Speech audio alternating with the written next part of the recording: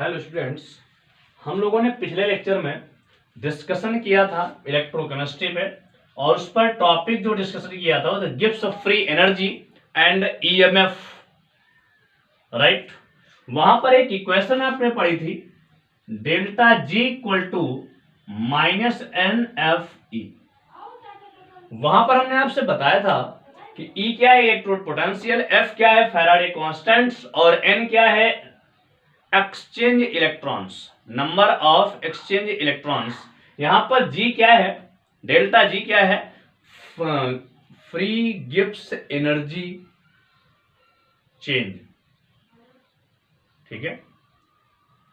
अब यहां पर मैंने आपको सारे लॉजिक बताए थे कि यहां पर ये समझ लीजिए माइनस चार्ज क्यों आता है, क्योंकि जब कोई सेल वर्क कर रहा होता है उस समय जो गिव्स एनर्जी में होती है इस पे कमी होती है, और एक कमी होने के लिए या कमी होने की वजह से यहां पर क्या लगाते हैं हम लोग, माइनस चार्ज।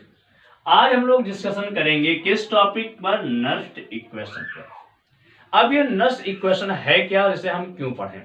पहला पॉइंट जो नर्स्ट इक्वेशन है, तो एक साइंटिस्ट थे उनका नाम था नर्स्ट।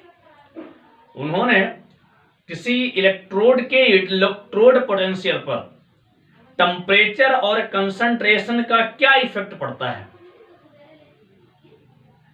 इसको एक्सप्लेन करने के लिए कौन सी इक्वेशन दी, नर्स्ट इक्वेशन। क्लियर। इस इक्वेशन को देखिए, हम लोग जनरली नोट करते हैं E equal to E naught minus 2.303, sorry देखिए एक मिनट, E बराबर E naught minus R T upon N F log E, और यहां पर आप देखिए तो m upon M N plus, ये इक्वेशन हो गई। जनरल सी बात करें तो यहां पर E equal to E naught, अब यह आपका बेस E लगा हुआ है, बट जितने लॉग टेबल में वैल्यू गिवन होती है वो बेस 10 पर होती है। तो यहां पर बेस 10 लाने के लिए हम मल्टीप्लाई करा देते हैं 2.303 का R T upon N F log 10, और ये आपका m upon M N plus, right. अब ये फंक्शन क्या क्या है, तो यहां पर E जो है यह आपका इलेक्ट्रोड पोटेंशियल है, इलेक्ट्रोड पोटेंशियल। E नॉट तो यहां पर आपका standard electrode potential, electrode potential को इलेक्ट्रोड विभव और इसे मानक इलेक्ट्रोड विभव कहते हैं। स्टैंडर्ड इलेक्ट्रोड पोटेंशियल का मींस मैं आपको बता चुका हूं कि आपकी गिवन कंडीशंस है, दैट मींस जो कंसंट्रेशन है, कंसंट्रेशन वो कितनी होनी चाहिए, 1 मोलर उस, और जो टेम्परेचर वो आपका 25 degree centigrade, that means 298 kelvin, right. और यहां पर जो प्रेशर होना चाहिए वो 1 बार। इस कंडीशन पर जो मेटल का इलेक्ट्रोड पोटेंशियल आपने फाइंड किया उसे कहते हैं स्टैंडर्ड इलेक्ट्रोड पोटेंशियल। यहां पर जो R होता है गैस कांस्टेंट होता है आपका, और इसकी वैल्यू होती है 8.314 जूल में, और लीटर एटीएम में देखेंगे आप तो 0.0821 होती है। हम जूल में ही यूज क्यों करते हैं, क्योंकि उसका रीजन है जितनी इक्वेशन है, जितनी सेल में रिएक्शन पढ़ते हैं वो एनर्जी बेसिस होती हैं, और एनर्जी बेसिस होने की वजह से हम लोग 8.314 जूल वैल्यू पढ़ते हैं, लिखते भी हैं कारण यहां पर। अब अगला क्वेश्चन n क्या है, तो n जो है वो number of exchange electron, exchange electron in cell. Exchange electron का मींस होता है कि जितने इलेक्ट्रॉन इलेक्ट्रोड द्वारा डोनेट किए गए, अदरवाइज आयन द्वारा एक्सेप्ट किए गए, तो उन नंबर ऑफ इलेक्ट्रॉन्स को हम कहते हैं क्या है, exchange electron. Clear. Electron donate भी किए जाते हैं एक ऑक्सीडेशन नंबर के अकॉर्डिंग, और इलेक्ट्रॉन एक्सेप्ट भी किए जाते हैं। एक्सचेंज इलेक्ट्रॉन निकालना मैंने आपको पिछले लेक्चर में क्लियर किया, बात समझ आ गई यहाँ तक। अब देखिए आगे, अगर इन सभी वैल्यू को यहां पर पुटअप कर दें, देखिए 1 मिनट के लिए, जो एफ हुआ आपका, इसे फैराडे कांस्टेंट कहते हैं। कौन सा कांस्टेंट? Faraday constant. और इसकी जो वैल्यू होती है वो 96,500 कूलॉम होती है। 96,500 कूलॉम होती है। अगर ये सारी वैल्यू इस इक्वेशन में हम पुटअप कर दें तो हमारे पास जो वैल्यू आएगी E equal to E0 minus 2.303, R की वैल्यू आपने पढ़ी 8.314 अपॉन T की वैल्यू आपने पढ़ी 298। क्लियर? और ये नीचे जो आया आपका N, F की वैल्यू पढ़ी आपने 96,500, और इसके आगे हम लोग लिखेंगे log m upon mn plus. Clear? बात समझ में आ गई?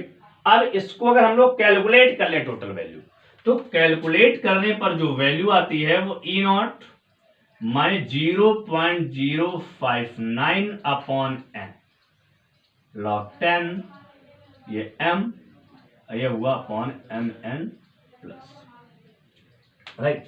तो यहां पर बेनिफिट हमें क्या है कि अगर हमें इक्वेशन को लर्न कर लेते हैं, डायरेक्ट जो मल्टीपल करने पर, जो सॉल्व करने पर जो वैल्यू आई है, इससे न्यूमेरिकल करने में आसानी हो जाती है, क्योंकि हम इतने लंबे कैलकुलेशन से बच जाते हैं और डायरेक्ट ये वैल्यू पुटअप कर देते हैं, तो जो लंबा कैलकुलेशन होता है आपका सिंपल हो जाता है। ठीक है? मैक्सिमम केसेस में आपकी वैल्यू पुटअप करने पर आपकी वैल्यू क्लियर हो जाती है। ठीक है? अब ये आपका दो रीजन बचे, यहां पर ये m क्या है और ये mn प्लस क्या है, कि यहां पर जो mn प्लस है यह धातु आयन की सांद्रता, किसकी सांद्रता? धातु आयन की सांद्रता, molar concentration of metal ion, आप कह सकते हैं molar concentration of metal ion. Clear? और ये जो m हुआ ये धातु की सांद्रता, धातु की सांद्रता। लेकिन जनरल बात मैं आपको बता दूं कि ठोस अवस्था में जो किसी धातु की सांद्रता होती है वह 1 इकाई होती है। कितनी होती है? 1 इकाई।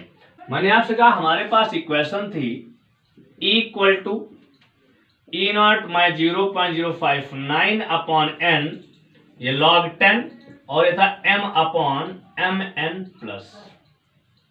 आपको मैंने बताया अभी कि ये इसकी ठोस अवस्था में वैल्यू कितनी होती है? 1। तो 1 मान लेने पर E0 minus 0.059 upon n log 10, और ये 1 अपॉन mn प्लस। क्लियर? तो इस इक्वेशन से किसी भी टेम्परेचर और किसी भी कंसंट्रेशन पर हम किसी इलेक्ट्रोड का क्या ज्ञात कर सकते हैं? Electrode potential. क्या ज्ञात कर सकते हैं? Electrode potential. ये वैल्यू पुटअप करेंगे, इसको कैलकुलेट कर देंगे और हमारे पास जनरल सी वैल्यू आ जाएगी किसकी? इलेक्ट्रोड पोटेंशियल की। अब आप देखिए, अगर कोई रिएक्शन गिवन हो उसके लिए कैसे सेल पोटेंशियल निकालते हैं? बात समझ आ रही है? किसी रिएक्शन, किसी भी रिएक्शन की, सेल की नहीं, मान लो रिएक्शन हो, उसके इलेक्ट्रोड पोटेंशियल कैसे फाइंड करेंगे? तो उसके लिए एक जनरल सी बात है, जैसे थोड़ी देर के लिए रिएक्शन लेट कर लें, ये AA BB give that CC और ये DD। ठीक है?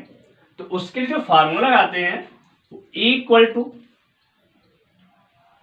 E0 minus 0.059 upon n log 10। अब यहां पर Q ले लेते हैं, Q। अब प्रॉब्लम आई, ये Q क्या है? प्रॉब्लम क्या आई? ये Q क्या है? तो आपने फर्स्ट ईयर में इक्विलिब्रियम चैप्टर में इक्विलिब्रियम कांस्टेंट्स Kc पढ़ा था वहां पर। तो जो Kc होता है वो हम सिर्फ इक्विलिब्रियम रिएक्शन के लिए कंडीशन पे Kc यूज करते हैं कांस्टेंट के रूप में, लेकिन जो Q होता है वो किसी भी रिएक्शन के लिए लोग यूज कर लेते हैं। तो Q की जो वैल्यू होती है, Q कैसे फाइंड करते हैं? तो यहां पर होता है कंसंट्रेशन ऑफ प्रोडक्ट और अपॉन होता है कंसंट्रेशन ऑफ रिएक्टेंट्स, प्रोडक्ट्स और रिएक्टेंट्स। मतलब जो कंसंट्रेशन होती है प्रोडक्ट की उसको और कंसंट्रेशन ऑफ रिएक्टेंट्स, तो यहां पर प्रोडक्ट क्या है C, तो अब ये जो कॉफिशिएंट होता है तो ये आपका पावर में चला जाता है इनटू हुआ D की पावर D अपॉन, अब ये रिएक्टेंट हुआ, इसे माना गया रिएक्टेंट और इसे आप क्या कहते हैं प्रोडक्ट।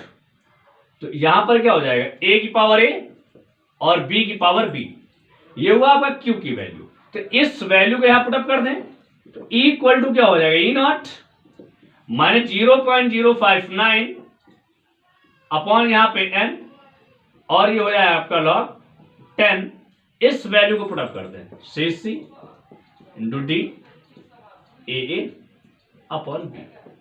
तो इनकी जो वैल्यू होगी वो आपको गिवन होगी। N का मीन्स मैंने बोला एक्सचेंज इलेक्ट्रॉन्स होते हैं किसी भी रिएक्शन में, तो वो जो एक्सचेंज इलेक्ट्रॉन्स होंगे वो आप क्यों निकालते समय, जब क्यों निकालेंगे टोटल कंडीशन सॉल्व करेंगे रिएक्शन की, उस समय आपको फाइंड हो जाएगा। बात समझ आ रही है? अगले लेक्चर में हम लोग डिस्कशन करेंगे इन रिएक्शन के बेसिस पर जो न्यूमेरिकल होंगे, नस्ट इक्वेशन से रिलेटेड जो न्यूमेरिकल होंगे उनका डिस्कशन हम लोग अगले टॉपिक पे करेंगे। राइट? Hello students,